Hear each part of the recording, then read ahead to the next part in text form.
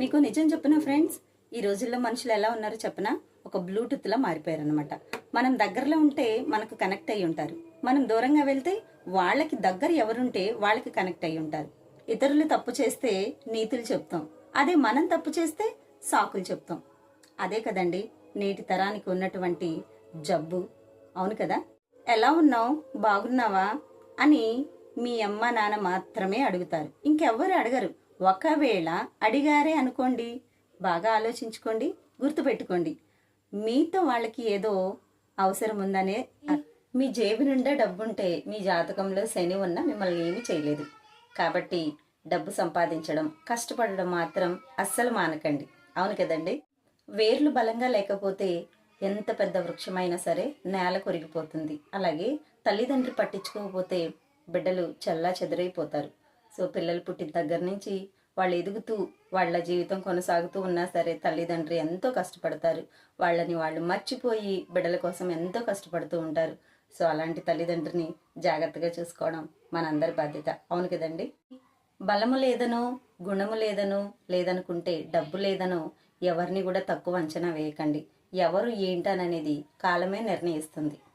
మనిషి 5 సంవత్సరాలకి మాటలు నేర్చుకుంటారు, కానీ ఎవరితో ఎక్కడ ఎప్పుడు ఎలా మాట్లాడాలో మాత్రం తన జీవిత కాలం నేర్చుకున్నా సరే కొంతమందికి తెలియదు.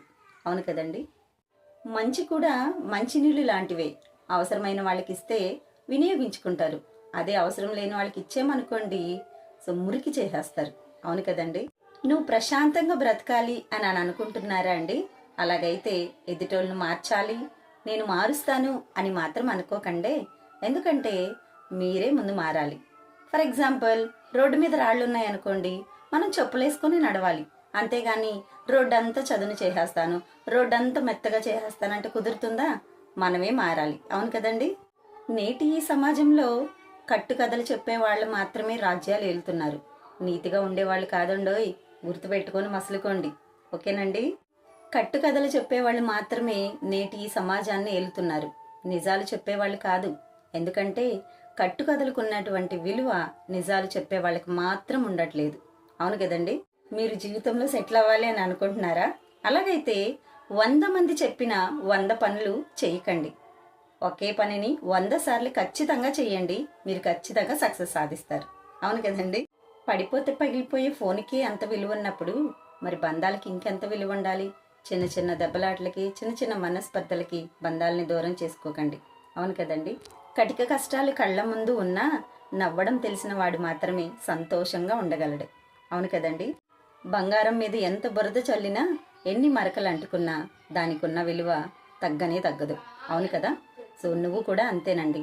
సో ఈరోజు నీ దగ్గర డబ్బు లేదని ఎవరో ఏదో అన్నారని బాధపడద్దు, దానికి కాలమే సమాధానం చెప్తుంది. నీకంటే ఒక రోజు వస్తుంది, అది నువ్వు చెప్పకుండానే అందరికీ తెలుస్తుంది. కాకపోతే కొంచెం టైం కావాలి. అంతవరకు చిరునవ్వుతో సమాధానం చెప్తూ ఉండండి. అవును కదండి. గాలికి ఆరిపోకూడదు అనని మనం చేతులు అడ్డుపెట్టి ఆపినటువంటి దీపమే కొన్నిసార్లు మన చేతులను కూడా కాలుస్తుంది. అవును కదా. మన అనుకున్న వాళ్ళు కూడా కొన్నిసార్లు మనకి ఎన్నుపోటు పొడుస్తూ ఉంటారు. సో చాలా జాగ్రత్తగా ఉండాలి. అవును కదండి. అవసరం కొన్నిసార్లు తగ్గేలా చేస్తుంది, కానీ కొన్నిసార్లు తెగించేలా చేస్తుంది.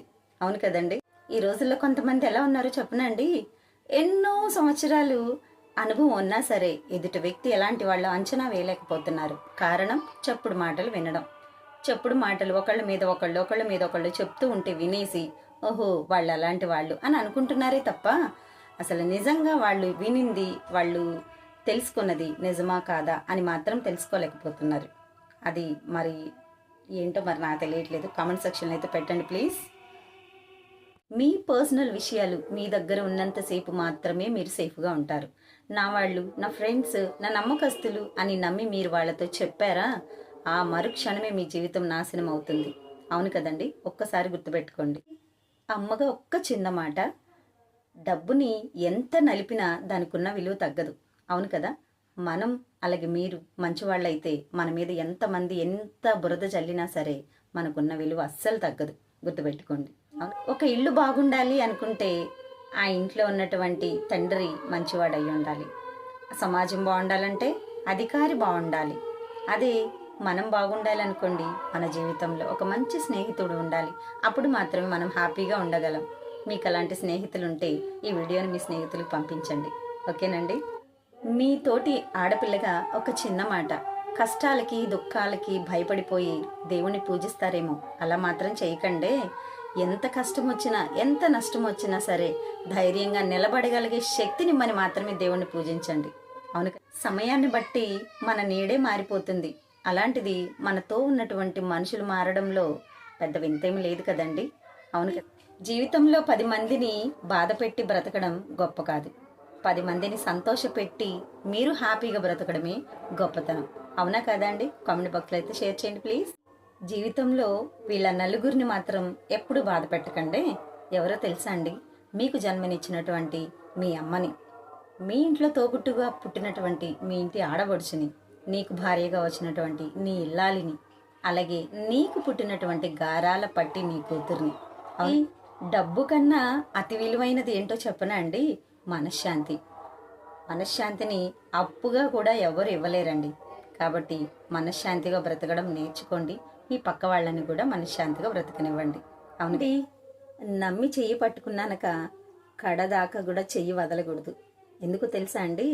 అందరికీ కష్టాలు బాధలు గొడవలు ఉంటాయి, కానీ ఆ గొడవలు కష్టాలు బాధల్ని దాటి చూస్తేనే కదా జీవితం అంటే ఏంటో తెలుస్తుంది.